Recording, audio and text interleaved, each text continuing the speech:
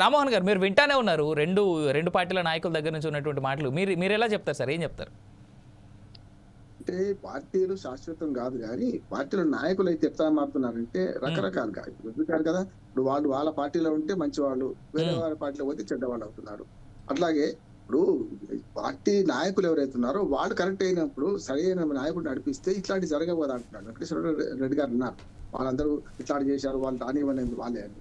అందుకని ఒక సామెత ఉంది, మనకు పద్యం కూడా ఉంది. తనయ చెడుగైన తల్లి తప్పు, తనయుడు చెడుగైన తండ్రి తప్పు, శిష్యుడు చెడుగైన గురువు తప్పు అని. ఇవాళ పార్టీ అధినాయకుడు వాళ్ళని అట్లా ఎందుకు తయారు చేశారు? పార్టీ అధినాయకుడు వాళ్ళు కంట్రోల్ చేయాలి కదా వాళ్ళందరూ. ఇక్కడ కూడా అంటున్నారు. అందుకని ఇవాళ అంతెందుకు సార్, ఇప్పుడు మన సీఎం రమేష్, సుజనా చౌదరి వాళ్ళు ఏ పార్టీ నుంచి ఏ పార్టీకి పోయారు? ఈడీ దాడులు అవన్నీ భయపడే కదా అక్కడికి పోయింది. అంటే వీళ్ళందరూ స్వార్థపరుడు. మనకు అర్థమవుతుంది ఏంటంటే ఈ ఎమ్మెల్యేలు ఎంపీలు పార్టీ ఫిరాయించే వాళ్ళందరూ కూడా ప్రజాద్రోహులు అంటున్నాను. అంటే పార్టీ మారడం వాళ్ళు అంటలేదు నేను.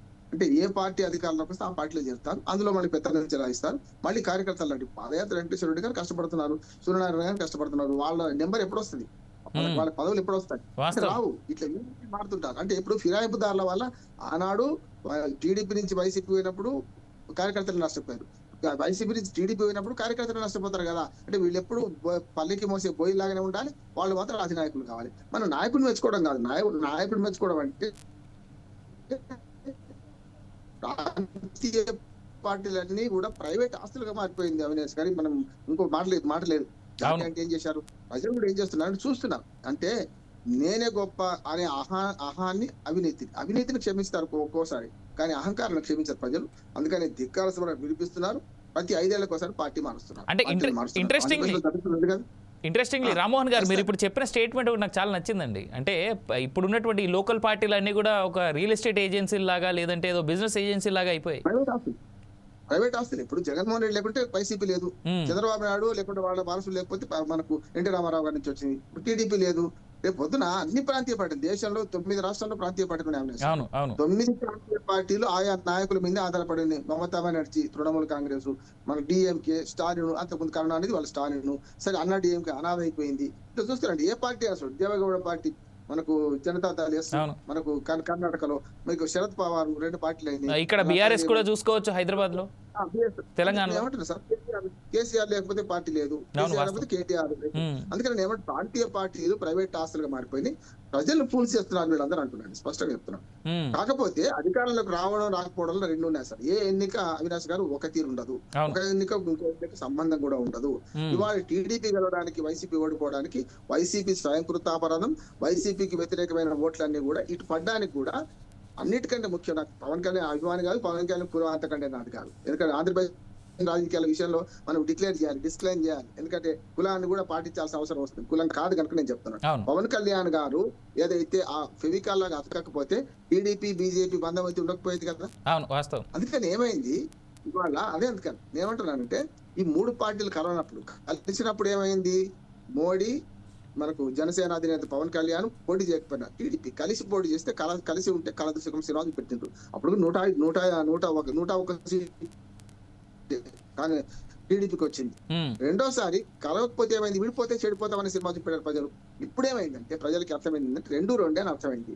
ఎవరిని గెలిపిస్తే మంచిది, ఎవరికి ఓడిస్తే మంచిది అంటే అంతకు ముందు ఏదో అహంకారం కానీ లేకుండా అవినీతి కానీ ఆ పార్టీని ఓడిద్దాం అనుకుంటే ఇటు గెలిపించడానికి 3 కలిస్తే గెలిచాం. మీరు చూడండి, అంతకుముందు 50% ఓట్లు వైసీపీ అంతకుముందు ఎన్నికల్లో, కానీ 50% ఓట్లు చాలా ఎక్కువ. ఆంధ్రప్రదేశ్ లో ఆ పరిణామం చాలా ఎక్కువ అంటారు. కానీ 40 దీపోవడం అనేది 11 సీట్లకే మిగిలిపోయారు కదా. వైనాట్ 175 అనే అహంకారము కాదు, నేను చెప్పిందే వేదం, నేను మాట్లాడింది వేదం అనే పరిస్థితి. వీటన్నిటి ఏం చేశారంటే ప్రజాస్వామీకరణ అనుకున్నారు, లేకుంటే పార్టీ మారుద్దాం అనుకున్నారు.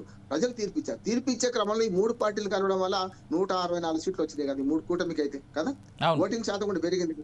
ఓటింగ్ శాతం ఇటు పక్క 4-5% పెరిగితే పక్కన 2-3% గతంలో ఉమ్మడి ఆంధ్రప్రదేశ్ లో 1.8% తోనే పోయినారు. ఇప్పుడు ఆంధ్రప్రదేశ్ రాజకీయాల మీద ఒక వ్యాఖ్య చేయదలుచుకున్నాడు.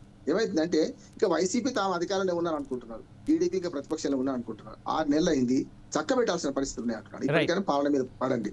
ఇప్పటికి కూడా అవినీతి అవుతుందా? నేను 2 రాష్ట్రాలు ఒక్క మాట ముట్టున్నాను. అంటే ఏం కావాలి వీళ్ళు, ఇప్పుడు ఒక ఎన్నికకు ఇంకో ఎన్నికకు మధ్యన ఏం జరగాలి, అది జరుగుతుందా? పరస్పర విమర్శలు, శ్వేతపత్రాలు లేకపోతే అవినీతి ఆరోపణలు వీటి మీద నడుస్తున్నాయి. కానీ పరస్పరంగా నడుస్తుంది ఒకటి నడుస్తుంది ఏంటంటే ప్రజలకు అర్థమైంది ఏంటంటే సంక్షేమ పథకాలు ఆగవు, ఎవరు వచ్చినా ఆగవు, కానీ ఇంతకంటే మించే ఇస్తారు కానీ తక్కువైతే ఇవన్నీ అర్థమైంది. కానీ అవినీతి సంగతి ఏంటి అంటున్నాను, ఇవాళ పక్షపాత సంగతి ఏమంటున్నాడు, ఇవాళ సెక్రటరీలో జరుగుతుంది ఎంత అంటున్నాడు. నా మిత్రులు నా సెక్రటరీ ఏం జరుగుతుంది చెప్తున్నారు, ప్రభుత్వాలు మారినాయి కానీ పాలన మారలేదు సార్, అప్పుడు అంతే ఉంది, అంతకంటే ఇంకా అధ్వానం అయింది, ఇట్లే ఉంటుంది అంటున్నారు. నేనేమంటే అంతకన్నా అధ్వానం కావద్దు కదా. మనము దానికోసం అధికార మార్పు ప్రజలు కోరుకుంటారు, బట్ దాన్ని కంటిన్యూ అవుతా ఉంది. ఇంకొక మాట ముగిస్తాను. ఇప్పుడు వెంకటేశ్వర రెడ్డి గారు అన్నారు జమిలీ ఎన్నికల కోసం మేము ఆహ్వానిస్తున్నాం అని చెప్పి. ఒకవేళ వాళ్ళ ప్రభుత్వం ఏముంటే జమిలీ ఎన్నికలు ఆహ్వానించే వాళ్ళ ఇవాళ 5 ఏళ్ల ప్రభుత్వానికి రైట్ రామ్మోహన్ గారు, ఐల్ కమ్ బ్యాక్ టు నాకు తెలిసి మీ సైడ్ నుంచి ఏదో సిగ్నల్ ఎర్రర్ ఉన్నట్టుంది. వీళ్ళే కాదు బీజేపీ. రామ్మోహన్ గారు, ఐల్ కమ్ బ్యాక్ టు మనం వెంకటేశ్వర రెడ్డి గారు మాట్లాడదాం. వెంకటేశ్వర రెడ్డి గారు,